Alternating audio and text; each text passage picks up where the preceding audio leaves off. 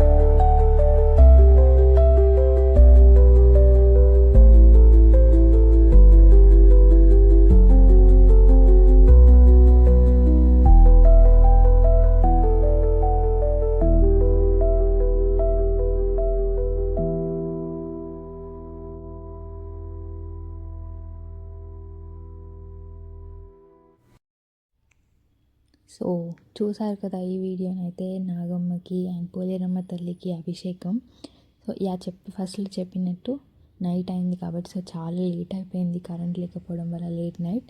So video అంత clarity లేదు and అమ్మవారికి శారీ అలంకరణ ఎలా ఉంది అండ్ అమ్మవారు ఎలా ఉన్నారు కామెంట్ సెక్షన్లో కామెంట్ చేయండి. Yeah, that's all for this video. మీకు కనుక ఈ వీడియో నచ్చినట్టయితే do like, share and subscribe to my channel. Stay tune for further videos. Bye bye.